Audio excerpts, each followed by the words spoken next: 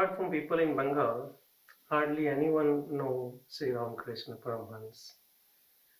Why, in your opinion, he is important personality to study? And why did Swami Vivekananda call him Avatar Varisthai? Okay. You see, in fact, I ask myself, how come this great master, a great modern spiritual master of India, remains unknown in India? Apart from people in Bengal, rest of India perhaps have not even heard the name Sri Ramakrishna. There are so many other personalities that people talk about, modern personalities, but Sri Ramakrishna is hardly ever mentioned.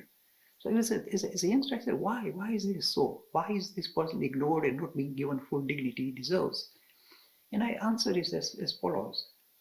You see, this man did not go out to promote a sectarian movement. You require a sectarian movement to promote yourself. He was not bothered.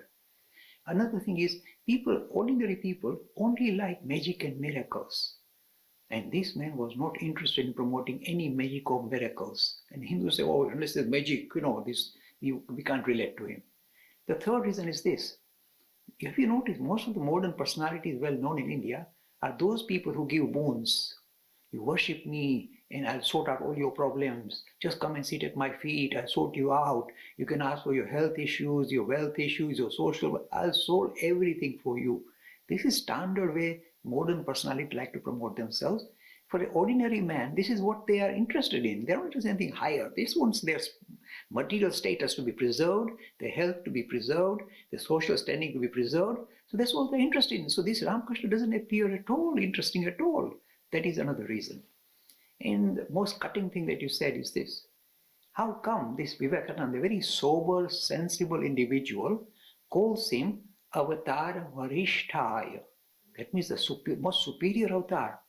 You say, but he's nothing like Ram and Krishna and Buddha. So how can we call him Avatar Varishtaya? People say this is too much. He's perhaps exaggerating. He loves Ramakrishna so much, he's exaggerating. He's going over the top. To the contrary, let me tell you. Swami Vivekananda, a great master, modern master, said, there is no way I can do justice to what this Ramakrishna stands for. Do you know what he said? He said, I'm not fit to tie shoelaces. That is the grandeur of this man. In fact, he would hardly talk about Sri Ramakrishna, his teacher, in his lectures. He said, the reason is very simple. I will not do justice to him. So even the great Vivekananda recognized the dignity and the great power that flowed in this personality and was shy to talk about him because he will do injustice to him. This is reality.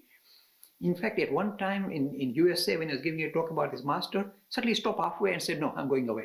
I want to finish the talk. Said, why? He said, I looked at the audience and I could see there is no way they can relate to the purity, the speciality of this personality. So I was wasting my time. So he said, I better switch off.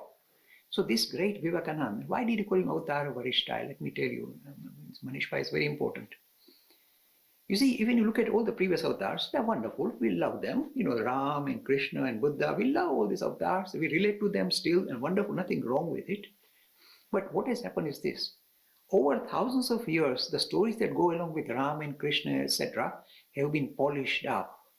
They've been given extremely pure, pristine colors. So we think they come with 4 arms and Shank and Chakra and Gada and all that. That's how we view avatars. So we have lost track of the real human side of an avatar. I'm telling you that when Ram was going in the forest, he was not wearing silk clothes. Who's going to do his laundry there? He was wearing, leather, skins. And you say, I can't show Ram like that and Sita like that. And you see, we have polished it up to such an extent we can't relate to an ordinary person, this spiritual giant. Unless they come with this external glamour, we can't relate to them. This is the weakness of the Hindus. So they are stuck. And do you know why we become so worked up?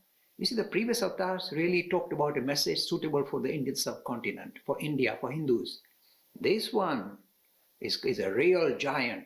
The message he gives is not just for India, Hindus. It is international, universal, genuinely universal. Every religion says we are universal. Here is a man who is giving, if you like, a rubber stamp to universality of the deeper vision that comes from our tradition. This is the modern vision, if you like, the most contemporary vision of spirituality seen in India. It is not just meant for the Hindus or India, it is meant for the greater world. That is why this Vivekananda, this sober man, had no choice but to say Avatara Varishtaya. This is the first avatar that is, if you like, truly international. His message cuts across all the religious boundaries as well as all the social and cultural and country-wise boundaries. It's a very universal message, very dynamic.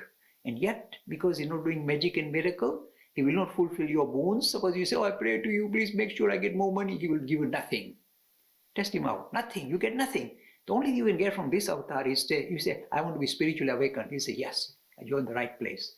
Anything else you ask from him, say, oh, more wealth and health and this, he'll say, get lost. This is a reality. So this is why this avatar is the most potent, the most contemporary vision of his spirituality, the most comprehensive vision of spirituality that came out of this modern avatar. In fact, look, when Vivekananda was asked, he said, if anything good has come out of this lips, this is Swami Vivekananda. He said, give all the credit to my master, Ramakrishna.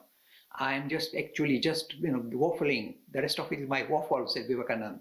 See how much respect and love he had. So he could easily claim this Ramakrishna is Avatara Varishthai. And I fully agree with that. The more I study this Ramakrishna message, the more I'm thrilled. I see the versatility of this lovely message that has come out of this individual. So I'm going on because I love this man as well.